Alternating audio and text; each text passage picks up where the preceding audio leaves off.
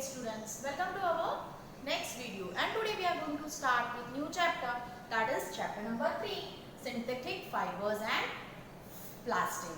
So students, what are we going to learn in this chapter? What are synthetic fibers, different types of synthetic fibers, then the characteristics of synthetic fibers. At the same time we are going to see plastics, what are the different types of plastic and uses of plastic. There are some disadvantages of plastic. So let us see what is there in this chapter. So please open your textbooks. So let's start with the introduction part. Why should we study this chapter? What are fibers and what are plastic? You have read in your previous classes that natural fibers like cotton, wool, silk, etc. are obtained from plants or animals. The synthetic fibers, on the other hand, are made by human beings. That's why these are called as synthetic or man-made fibers. If you pull a thread from a fabric, we can find thin threads of thread. These thin threads are made up of still thinner strands called as a fiber. Fibers can be natural as well as man-made. So, fibers are natural as well as they are man-made. We have seen in the previous chapter. Natural fibers are fibers that are obtained from plants and animals. Any hair-like raw material that is directly obtained from animals, plants, etc. So, these natural fibers, they are obtained from plants and animals. Example are protein fibers that are wool and silk, and cellulose fiber that are cotton and jute. Now let's study what are synthetic fibers. Synthetic fibers are called as man-made fibers. So they are also known as man-made. A synthetic fiber is obtained by using certain raw materials of petroleum called as petrochemicals. So they are obtained using these chemicals known as petrochemicals. They are made of a chain of small unit called as monomers. Can you see the picture given in your textbook, page number 32? The monomer, okay, beads are formed and joined to form a long chain. Many such small units combine to form a large single unit called as polymer. The structure of polymer can be compared to a necklace of beads. So, can you see the necklace of bead in the figure A? Okay, 3.1. The word polymer comes from two Greek words, that is poly meaning many and mer that is unit. The structure of polymer can be compared to a necklace of beads, it is shown in the figure 3.1, page number 32. It is like a beads. And polymer, that is from Greek words, poly that is many and more that is making a unit. Now let's see the different types of synthetic fibers. As you have read in class 7th that silk fiber obtained from silkworm was discovered in China and was kept as a closely guarded secret for a long time. Fabric obtained from silk fiber was very costly. So first this silkworm, it was obtained silk fiber which is obtained from silkworm was first discovered in China and it was kept closely secret for the long time. So let us see which are the different types of synthetic fibers. So first, that is rayon. Rayon is a synthetic fiber obtained from a natural source, that is wool pulp. It is also called as artificial silk and can be woven like a silk fibers. It is a much cheaper than silk and it can be dyed in a variety of colors. So different dyes are used to dye this rayon and it is cheaper than silk. Then this rayon is also mixed with cotton to make bed sheets and mixed with wool to make different types of carpets. Now the next man-made fiber, that is nylon. Nylon is a man-made fiber made without using any natural raw material. It is made from plant or animal. So this is made without using any natural raw material. It is made from coal, water and air. It was the first fully synthetic fiber. So, here no natural raw material is used. So, what is used? Coal, water and air. Nylon fiber is strong than a steel wire, elastic and light. Some of the articles made by nylon are clothes, socks, ropes, tents, toothbrushes, car seat belts, sleeping bags, curtains, etc. So, these are the articles which are made by nylon. It is also used for making parachute and ropes for rock climbing, and the ropes which are used, they are made from nylon. So can you see these pictures given below, students? These are the uses of nylon, the ropes which are very strong. Nylon fiber is really so strong that we can make nylon parachutes and ropes for rock climbing. Now next, that is polyester is made up of repeating units of ester. So they are made with the repeating units of ester. Ester are the chemical which give fruit like smell. It gives fruit like smell. And fabric sold by names like polycot, polywool, terrycot, etc. has the name suggests these are made by mixing two types of fibers. The fabric made by the synthetic fiber does not get wrinkled easily. So it is not wrinkled. Okay. Polyester is crisp and is easy to wash. It is also easy to wash. Terylene is a polyester that can be woven like a yarn. PET, that is polyethylene tetraphthalate, is also a form of polyester used for making bottles, utensils, film, wires, etc. So this PET, which is used for making bottle, utensils and films, etc. Fabrics are sold by the name polycot, polywool, etc. are made by mixing two types of fiber. So how are these made? By mixing two types of fiber. This polycot is a mixture of polyester and cotton, and this polywool is a mixture of polyester and wool. So they are mixed by two different types of fibers. So these are the uses of polyester. Now the next, that is acrylic. This synthetic fiber resembles natural wool and are called as artificial wool. So they are known as artificial wool. Most blankets and shawls are made from acrylic. They are less expensive and they are available in different colors. So can you see the advantages? They are also less expensive and are available in different colors.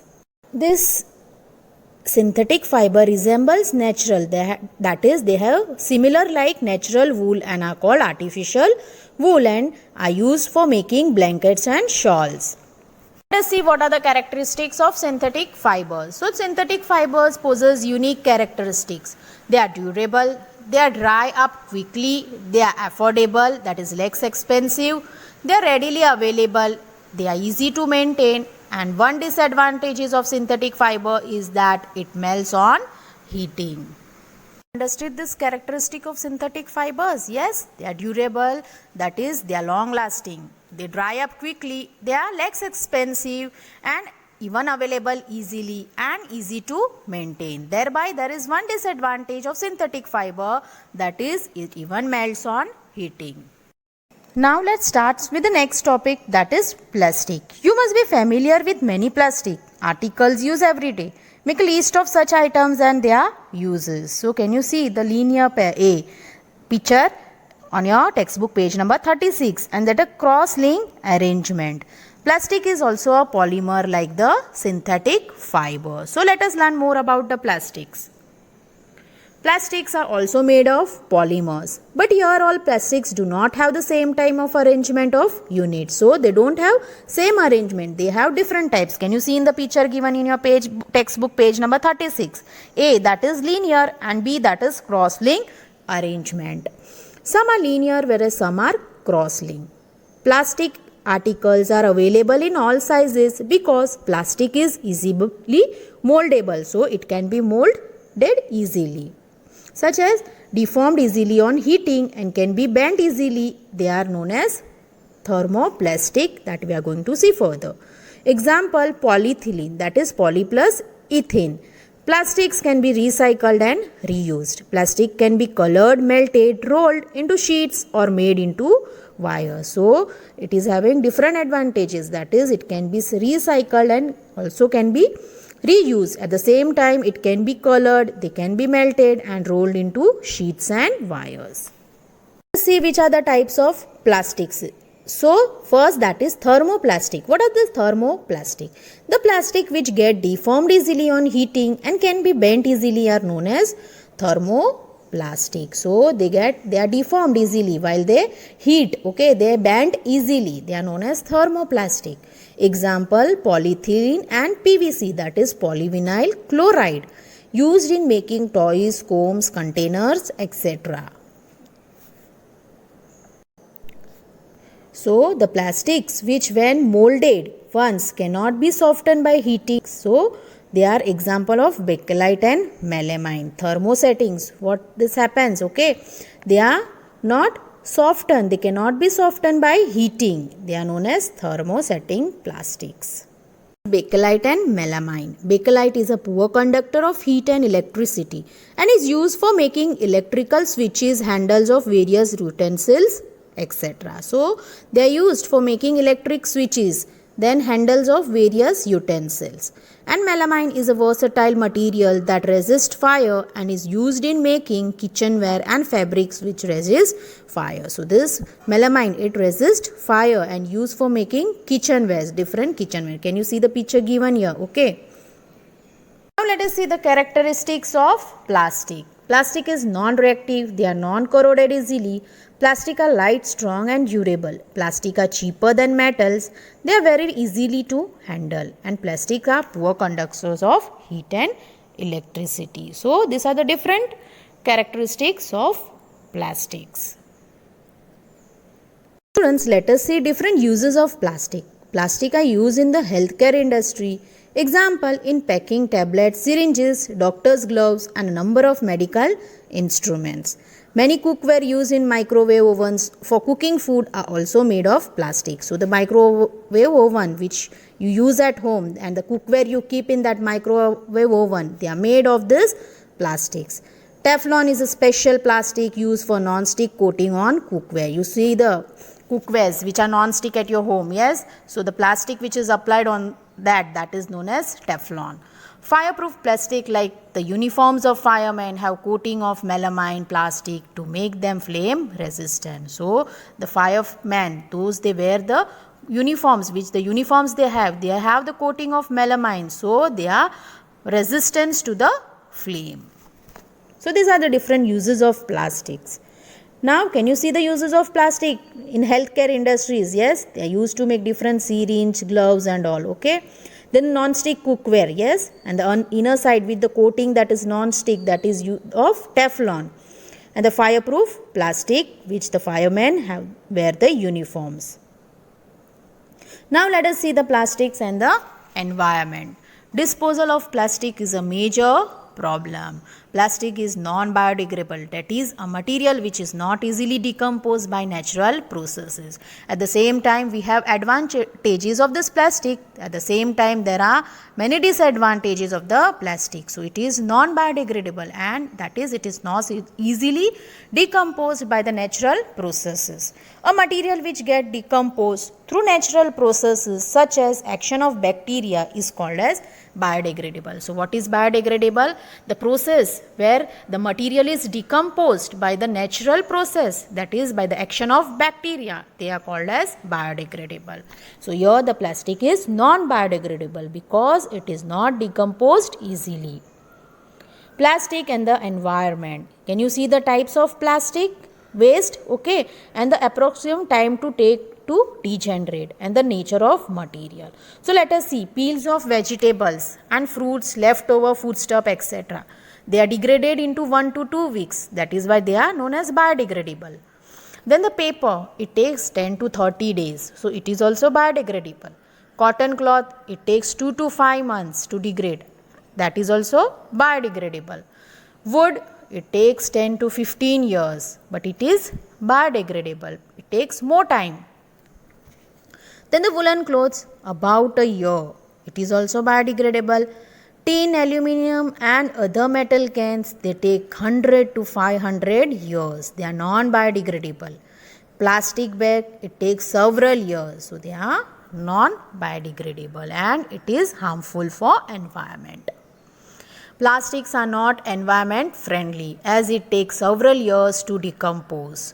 When a synthetic material is burned, it releases lot of poisonous fumes causing environment pollution. So when we burn this synthetic material, it releases poisonous fume which is harmful for the environment and it pollutes the environment. So what can be done? Avoid using plastic as far as possible. Say no to plastic. The biodegradable and non-biodegradable waste should be collected separately and disposed of separately. So they should be collected separately so it can be disposed separately.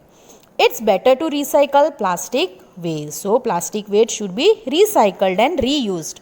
Remember the 5R principle, that is reduce, reuse, recycle, recover and refuse. So these are the 5R principle. So what can be done? Avoid use. Students, are you all clear with this chapter? And we have completed this chapter 3 in this video. Related to this, I am going to send you all PDF which you are going to write down the question answers in your science notebook. See you in the next video with new chapter.